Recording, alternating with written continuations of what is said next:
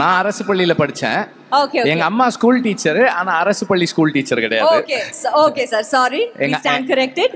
எங்க அம்மா ஸ்கூல் நடத்துனாங்க, ஒரு சின்ன ஒரு ஸ்கூல் நடத்துனாங்க கொஞ்ச நாளைக்கு. சோ சார், இன்னைக்கு இந்த மாலை பொழுது பத்தி உங்களுக்கு என்ன சொல்லணும்? வேடிக்கை பார்க்க வந்த எனக்கே இவ்வளவு நிகழ்ச்சியா இருக்கு. இதுல உழைக்கிற அகரத்தை சேர்ந்தவங்க, அகரத்தை வழி நடத்திக்கிட்டு இருக்கிற சூர்யாவுக்கும் அவருடைய டீமுக்கும் இது எவ்வளவு நெகிழ்ச்சியாக இருக்குன்றது எனக்கு தெரியுது.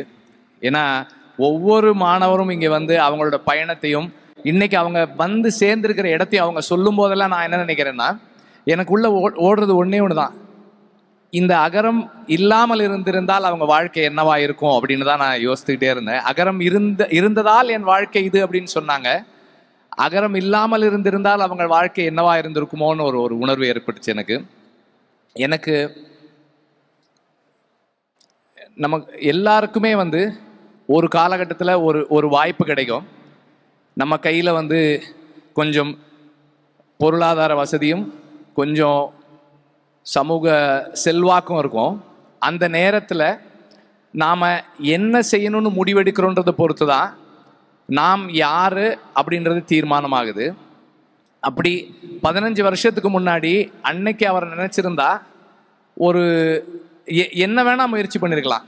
அவருடைய செல்வாக்குக்கும் அவர் அன்னைக்கு இருந்த செல்வத்துக்கும் ஒரு கம்பெனி ஆரம்பிக்கணும்னு நினைச்சிருக்கலாம்.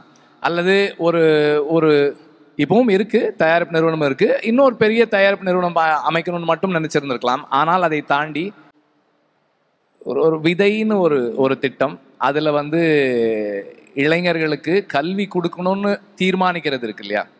அண்ட் அது எப்படிப்பட்டவங்களுக்கு அந்த கல்வி போய் சேரணும், அதை யார்கிட்ட சரியாக கொடுக்கணும், எவ்வளவு இன்ஸ்பயர்டாக யங்ஸ்டர்ஸ் இருக்காங்க, அந்த சரியான இளைஞர்களை தேடி அதை அவங்கக்கிட்ட கொடுக்கறது இருக்கு இல்லையா. நான் கொஞ்சம் விசாரிச்சதில் சொன்னாங்க 98% சக்ஸஸ் ரேஷியோ. அகரம் ஒரு கைனா அந்த மாணவர்கள் இன்னொரு கை. ஏன்னா அவங்களும் வந்து 100% அவங்களுடைய உழைப்பை போட்டு இந்த இடத்துல வந்து சேர்ந்திருக்கிறாங்க. அப்படிப்பட்ட மாணவர்களை தேர்ந்தெடுக்கிறதுக்கான தேர்வு முறை உட்பட எல்லாமே ரொம்ப சிறப்பானது. ஹியூமன் கைண்ட் அப்படின்னு ஒரு புத்தகம். அந்த புத்தகத்தினுடைய அடிப்படை என்னன்னா, மனிதர்களுடைய தனித்துவம் அப்படின்றது என்னன்னா, மற்ற விலங்கிலிருந்து நம்மை விட புத்திசாலி உயிரினங்கள், அந்த ஹோமோசெப்பைன்ஸை விட சிறந்த உயிரினங்கள் இந்த மண்ணில் வாழ்ந்திருக்கு. ஆனால் அவர்களால் சர்வைவ் ஆக முடியாத போது மனித இனத்தால் ஏன் சர்வைவ் ஆக முடிஞ்சதுன்னா, நமக்கு மட்டும்தான் நாலேஜ் ஷேரிங் அப்படின்ற அந்த ஒரு மிகப்பெரிய தன்மை இருக்கு. நமக்கு தெரிஞ்சதை இன்னொருத்தருக்கு கொடுக்கணும் அப்படின்றது.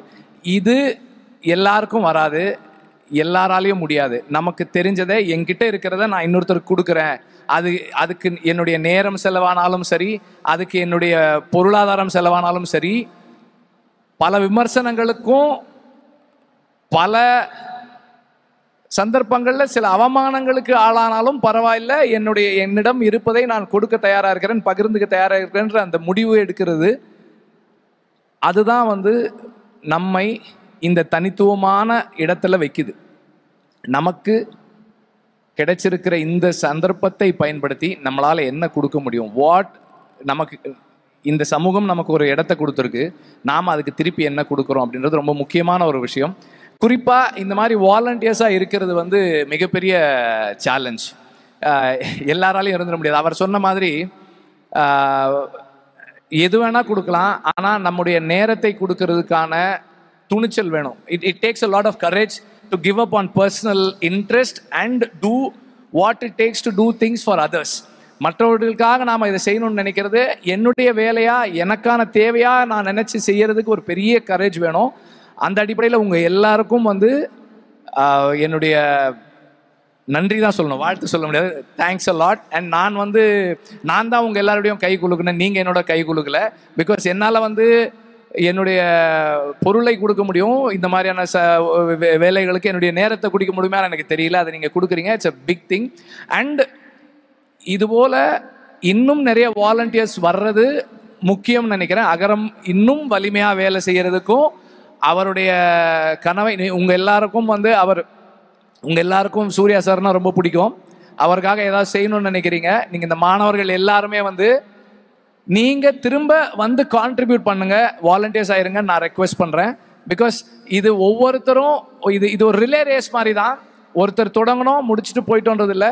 இதுலேயுமே சில மாணவர்கள் சொன்னாங்க, நாங்கள் எங்கள் ஊரில் போய் ஒர்க் பண்ணுறோம், கான்ட்ரிபியூட் பண்ணுறோன்னு சொன்னாங்க. தொடர்ந்து அதை செயல்படுத்துகிறோம். அண்ட் மீண்டும் நான் சொல்கிறேன், சூர்யா சாருக்கும் அகரமுக்கும் என்னை இந்த இடத்துல வந்து நின்று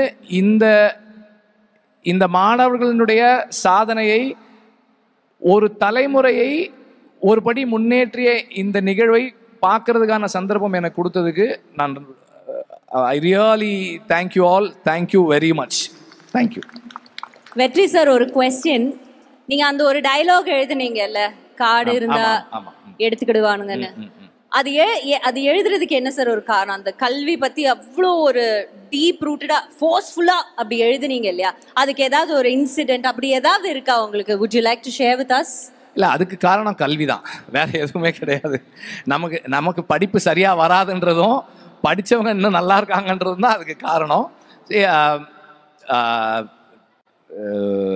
சீரியஸாக சொல்லணும்னா, இது வந்து ஒருத்தருடைய ஒரு தலைமுறையை நாம் அடுத்த கட்டத்துக்கு நகர்த்தணும் அப்படின்னா அவனுக்கான கல்வியை கொடுக்கறதும் அவனுக்கு கல்வி மறுக்கப்படுறதை தடுக்கிறதும் தான்.